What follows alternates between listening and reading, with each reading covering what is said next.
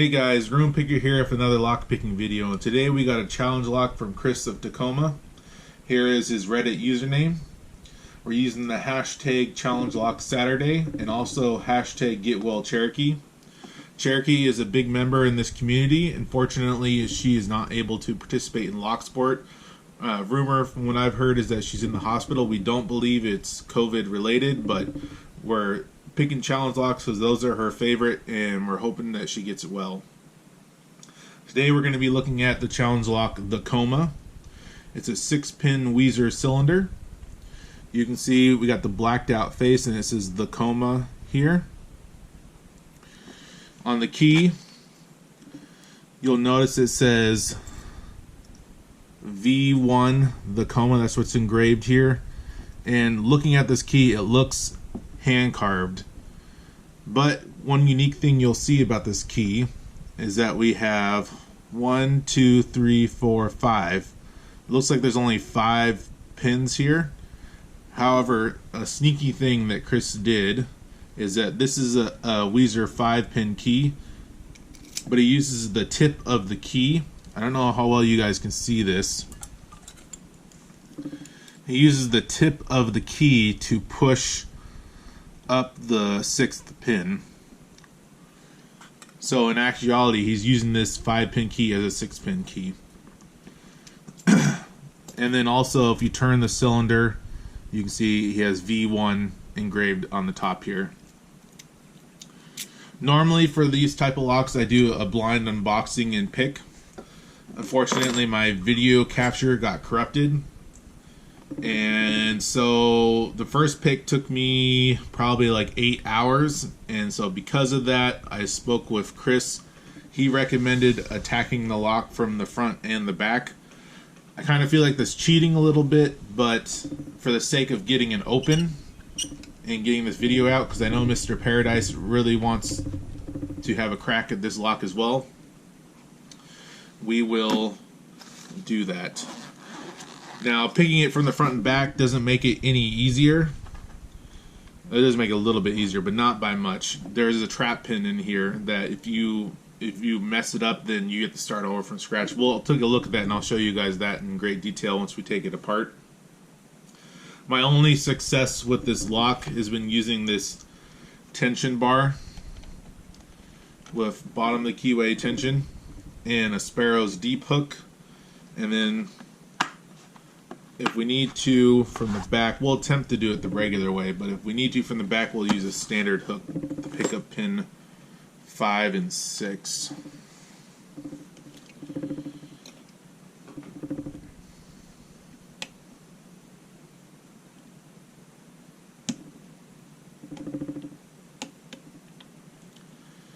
All set. And get pin 5. So the problem you run into with this lock is pin 5 is so low, and you can't lift pin 2 whatsoever. That's just a bear to get up. I've tried a couple of different methods of just like sticking something in there to lift it up just enough to get the hook under, but any movement on pin 2, it just oversets it. So it really is a brilliant lock design on Chris's part. Let's see if we can get pin. Come on. Another problem I face is that this Sparrow's deep hook is just so flimsy. Like when you get the pin 6, just pushing on it really bends this pick.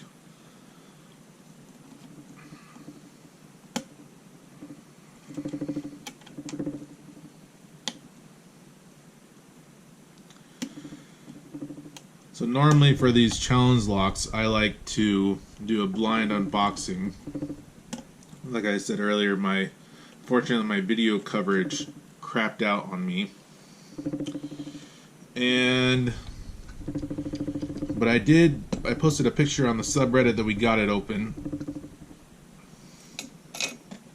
about, like I said, 8 hours later.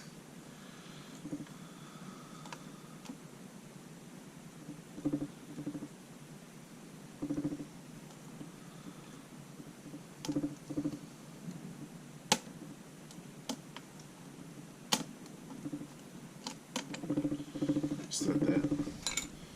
So even with going from the back, it's just, there's so many deep serrated standards and spools in here that it's like catches on that shear line, and you just get effed because you can't drop it back down unless you reset the whole lock.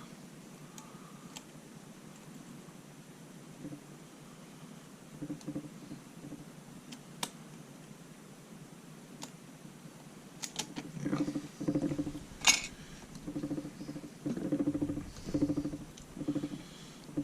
But I definitely have learned a ton from this lock.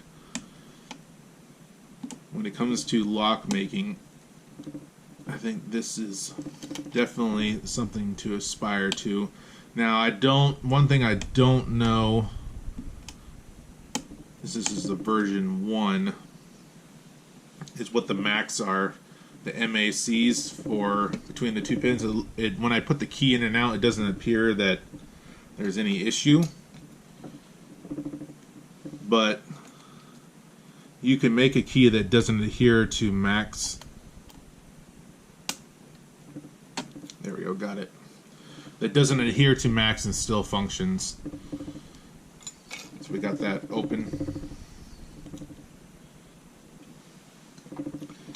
So let's go ahead and take this out of the vise.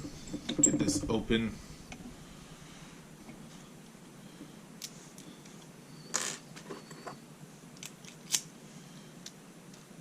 See, the key does work. I don't know if I showed that originally or not.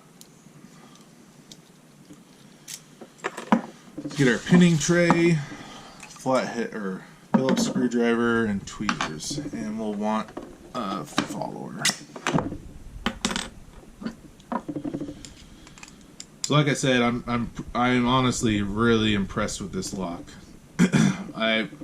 If it wasn't for the fact that and I think I got it on a fluke after those 8 hours, to be honest with you, because I didn't even know that pin 2 was a trap pin, and there's no way you would know that looking at this key, because it looks like you have to lift it up.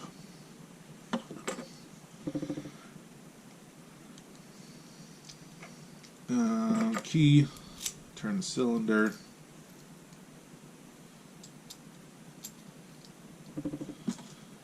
And I should make reference of which way is up. This way. Oop. Okay, this way is up.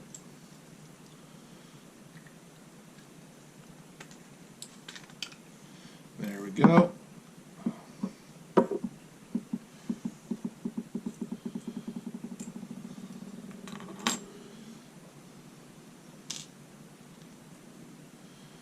That is pin 5 or 6.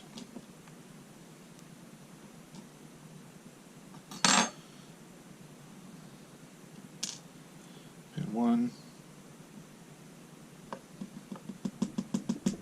Come on. Pin 2. Pin 3. Pin 4. 5. Okay. Let's organize these.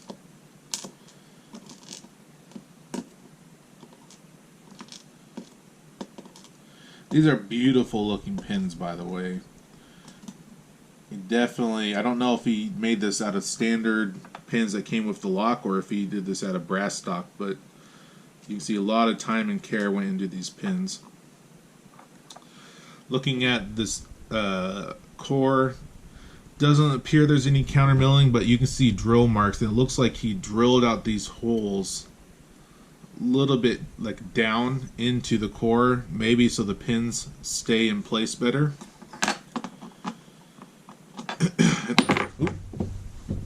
There's no anti-drill features on here either. So let's go get these driver pins out.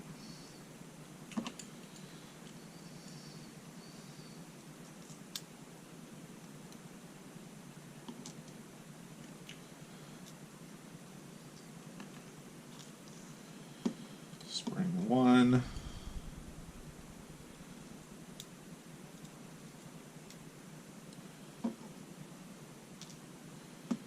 spring 2.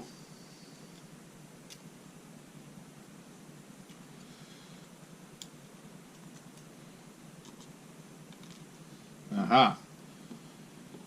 So he does use different varying strength springs, which makes it the feedback on this a little bit more challenging.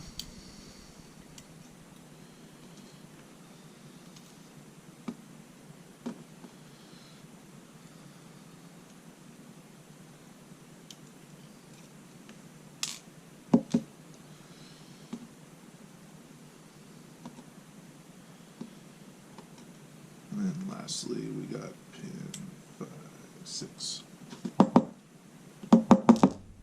There we go. Pin 6, we got a T-pin.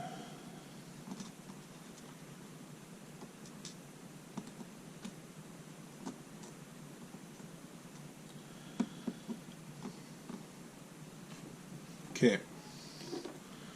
Let's go get all this in place and we'll get a shot at all this. Clean this up. I need to invest in something to make it so you can see these better. Hopefully that's good.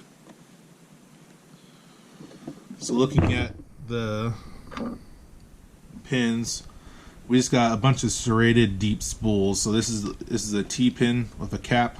This is a deeper T-pin with a cap. T-pin with a cap. T-pin with a cap. This one is a T-pin with a cap and serrated. And this one is just a varying depth serrations. We got a spool here, a varying depth spool. This one almost looks like a barrel pin here. We got almost like a mushroom with a cap here. This is a traditional T-pin, and this one here looks like a modified spool.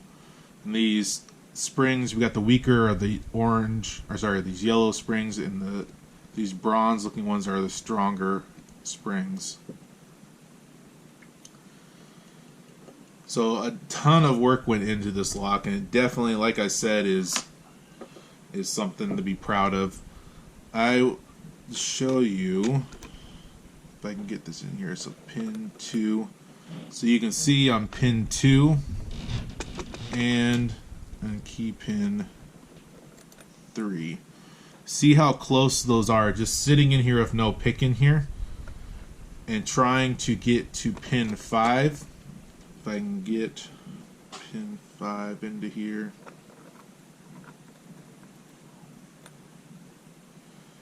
You can see how deep down it is.